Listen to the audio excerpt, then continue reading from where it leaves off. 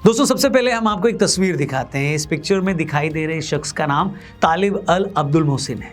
50 साल का अब्दुल मोहसिन सऊदी अरब का रहने वाला है। यह 2006 में सऊदी अरब से भागकर जर्मनी आया था। जर्मनी आकर इसने बताया कि मुझे सऊदी अरब में अपनी जान का खतरा है। जर्मनी आकर ये साइकियाट्रिस्ट के तौर पर काम करने लगा था। 2016 में जर्मनी ने इसे रेफ्यूजी का स्टेटस भी दे दिया। अब जो स्टोरी मैं आपको सुनाने वाला हूं वो सुनकर आप हिल जाएंगे। जर्मनी आने के बाद ये आदमी खुद को लगातार कट्टरपंथ इस्लाम यानी रेडिकल इस्लाम का दुश्मन साबित कर रहा था। अगर इसकी कुछ ट्वीट्स आप पढ़ेंगे तो आपको लगेगा कि ये तो इस्लामोफोबिक है। और तो और इसने जर्मनी के ही सरकारी अफसरों पर ये इल्जाम लगा दिया कि वो जर्मनी का इस्लामीकरण करना चाह रहे हैं। यहां तक कि जर्मनी की फार राइट पार्टी है, मतलब वहां की जो दक्षिण पंथी पार्टी है, अल्टरनेटिव फॉर जर्मनी यानी AFD, इसने उसके लीडर्स के कुछ ट्वीट्स भी रीट्वीट किए थे। मतलब उसकी ये सारी बातें सुनकर आपको क्या इंप्रेशन मिल रहा है बताइए कि यार ये बंदा कितना लिबरल सोच रखने वाला है। इसको सऊदी अरब सरकार के रेडिकल इस्लाम, कट्टर इस्लाम से दिक्कत थी, इसीलिए ये भागकर जर्मनी आ गया। अब ऐसे आदमी पर एजेंसीज क्या ही डाउट करती। मगर फिर 20 दिसंबर को इस कहानी में एक ऐसा टर्न आया जिसके आगे हॉलीवुड की बड़ी से बड़ी क्राइम थ्रिलर फिल्म भी फेल है। 50 साल का तालिब एक BMW कार किराए पर लेता है। उसके बाद वो बड़ी चालाकी से उस गाड़ी को जर्मनी के मैग्डेबर्ग शहर के क्रिसमस मार्केट में ले जाता है। धीरे धीरे वो कार को उस लेन में ले जाता है जहां सिर्फ इमरजेंसी गाड़ियां ही आ सकती थी। इसके बाद वो गाड़ी को फुल स्पीड में चलाकर लोगों की भीड़ पर चढ़ा देता है। एक के बाद एक लोग उसकी गाड़ी के नीचे आना शुरू हो जाते हैं। सिर्फ कुछ ही सेकंड में अपने हमले से तालिब ने सैकड़ों लोगों को गाड़ी के नीचे रौंद डाला।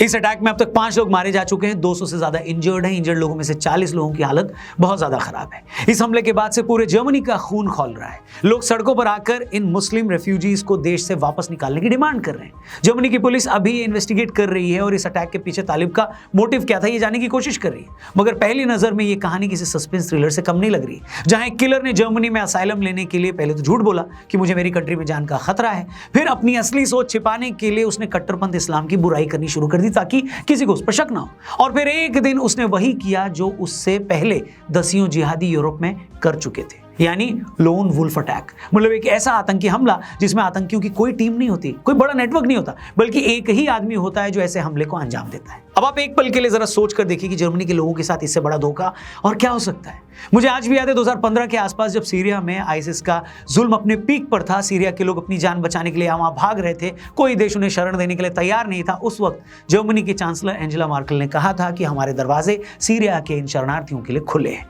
उस वक्त इनकी इस पॉलिसी को विलकॉम मनस्कुलर का नाम दिया गया। मार्केल ने यह भी कहा था कि जर्मनी की इकोनॉमी इतनी स्ट्रांग है कि हम इन लोगों को नौकरी भी देंगे, घर भी दे सकते हैं। उस वक्त जर्मनी ने ऐलान किया था कि हम सीरिया के 3 लाख लोगों को अपने यहाँ शरण देंगे, मगर अगले 2 साल में 10 लाख शरणार्थी जर्मनी आ गए। जब मार्केल इन शरणार्थियों के साथ ये दरियादिली दिखा रही थी तब भी बहुत सारे लोगों ने कहा था कि इतने लाखों शरणार्थियों को अपने देश में बसाने की पॉलिसी एक दिन जर्मनी पर भारी पड़ेगी। मगर जर्मन सरकार नहीं मानी और सीरिया, अफगानिस्तान और इराक से लाखों शरणार्थी जर्मनी आ गए। मगर जल्द ही इसका नेगेटिव इंपैक्ट भी दिखने लगा। सबसे पहले जुलाई 2016 को जर्मनी के बुसबर्ग में एक 17 साल के अफगान शरणार्थी ने ट्रेन में कुल्हाड़ी और चाकू से हमला करके दर्जनों लोगों को जख्मी कर दिया। फिर उसी साल दिसंबर 2016 बर्लिन के क्रिसमस बाजार में एक ट्यूनीशियाई नागरिक ने ट्रक से हमला किया जिसमें 12 लोग मारे गए और 56 लोग घायल हुए। फिर अगस्त 2024 को जोलिंगन में फेस्टिवल ऑफ डाइवर्सिटी के दौरान एक 26 वर्षीय सीरियाई नागरिक ने चाकू से हमला किया जिसमें 3 लोगों की मौत हुई और 8 लोग घायल हुए। और ऐसा नहीं कि हमले सिर्फ जर्मनी में हुए, जिन जिन देशों में इस्लामिक शरणार्थी गए वहां बड़े धमाके होने लगे। नवंबर 2015 को पेरिस में हुए सीरियल ब्लास्ट में 130 लोग मारे गए। इन्वेस्टिगेशन में पता चला कि अटैक करने वाले कई हमलावर शरणार्थी के तौर पर यूरोप में आए थे। पेरिस अटैक के सिर्फ 4 महीने बाद मार्च 2016 को ब्रसेल्स में हवाई अड्डे और मेट्रो स्टेशन पर अटैक हुए। फिर जुलाई 2016 फ्रांस के नीस शहर में एक ट्रक ड्राइवर ने बास्टिल डे परेड के दौरान भीड़ पर ट्रक चढ़ा दिया। 86 लोग मारे गए, 400 से अधिक इसमें जख्मी हुए। इसके बाद अगले कुछ सालों में यूरोप के अलग अलग शहरों में ऐसे छोटे बड़े दर्जनों हमले हुए। 2012-13 तक जहां इन देशों में इक्का दुक्का टेरर अटैक होते थे, 2014 के बाद तो इन देशों में टेरर अटैक्स की बाढ़ आ गई। मतलब जो यूरोप एक वक्त बेहद शांत रहता था, 2014 के बाद हुए इन ब्लास्ट से बेहद डर गया। ज्यादातर जो ब्लास्ट थे उसमें आईसिस से लेकर अलकायदा और बाकी इस्लामिक संगठनों का हाथ था। यूरोप के लोगों को आज लग रहा है कि इन मुस्लिम शरणार्थियों के आने से उनका कल्चर खतरे में पड़ गया है, वो उनके देश की सुरक्षा को लेकर खतरा है। उनके आने से यूरोप के इन देशों की इकोनॉमी पर भी नेगेटिव असर पड़ा है। इसलिए जो यूरोप एक वक्त खुली बाहों से सीरिया से आने वाले रिफ्यूजियों को एक्सेप्ट कर रहा था, उसी यूरोप में आज इन रिफ्यूजियों को निकालने की मुहिम छिड़ी हुई है। यही वजह है कि इन कंट्रीज में जो भी पार्टी इन इलीगल माइग्रेंट्स के खिलाफ एक्शन लेती है, लोग उसका साथ देने लगते हैं। हमने आपको कुछ दिन पहले अपनी एक वीडियो में बताया था कि इस्लामिक आतंकवाद के इसी खतरे से निपटने के लिए पूरी दुनिया की पॉलिटिक्स में राइट विंग पार्टियां मजबूत हो रही हैं। अमेरिका से लेकर भारत और नीदरलैंड से लेकर इटली तक आपको यही ट्रेंड देखने को मिलेगा। डिटेल में वीडियो में बहुत सारी और बात की गई है, लिंक हमने डिस्क्रिप्शन में दिया है, जाकर उस वीडियो को जरूर देखिएगा। जर्मनी की बात करते हैं, जहां पर एक रीसेंट अटैक हुआ है। वहां की राजनीति में भी काफी सालों बाद एक अल्टरनेटिव फॉर जर्मनी के नाम से राइट विंग पार्टी मजबूत होकर सामने आई है। आपको जानकर हैरानी होगी दोस्तों कि यह पार्टी सिर्फ 10 साल पुरानी है। 10 साल पहले भी यह पार्टी इस मुद्दे पर बनी थी कि जर्मनी को यूरो के बजाय जर्मन करेंसी ही अपनानी चाहिए। लेकिन 2015 में जब सीरिया क्राइसिस के बाद इतने बड़े लेवल पर मुस्लिम रिफ्यूजीज जर्मनी में आने लगे तो इस पार्टी ने अपना पूरा फोकस इस मुद्दे पर कर दिया।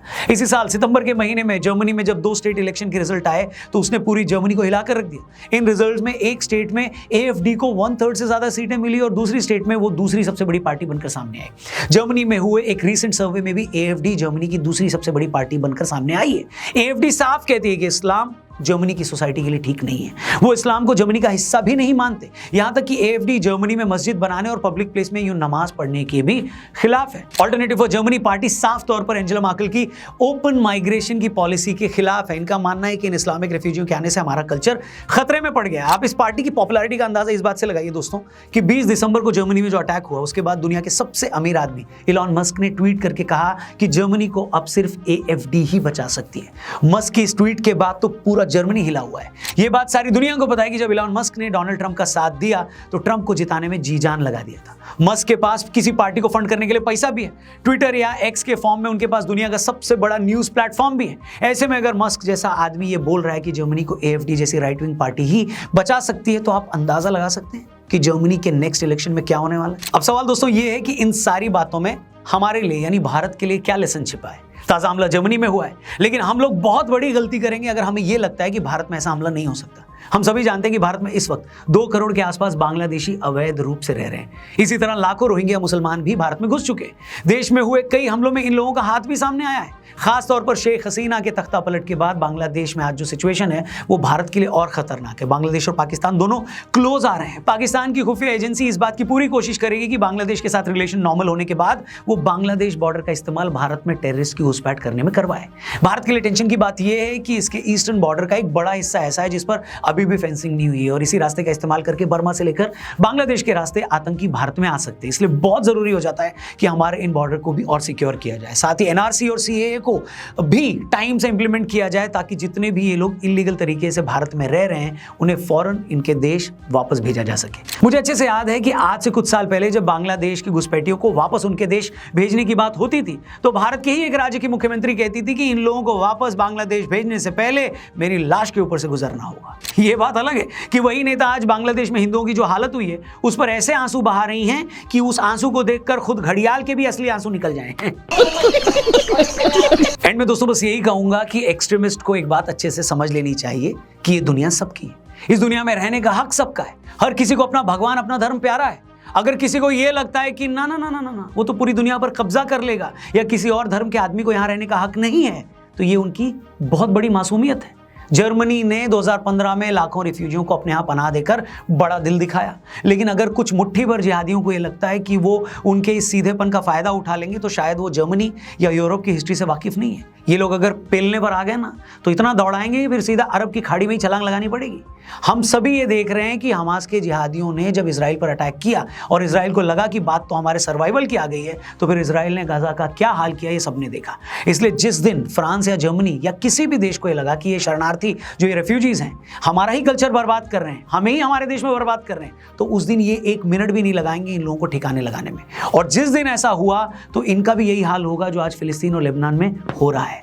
बाकी समझदार लोगों को इशारा काफी है। आपकी इस मामले पर क्या राय है वो भी हमें जरूर बताइएगा। आपको क्या लगता है ये लड़ाई अब कहां तक जाएगी? तो इसे हर एक दोस्त हर एक रिलेटिव्स तक पहुंचाइएगा। अपने हर एक व्हाट्सएप ग्रुप में इस वीडियो को जरूर शेयर करिएगा और जर्मनी में जो दोस्त रहता है उस तक तो इसे जरूर पहुंचाइएगा। Thank you for watching. Channel subscribe करके जाइए। जल्दी मिलते हैं। अपना ख्याल रखिए। जय हिंद। वंदे मातरम।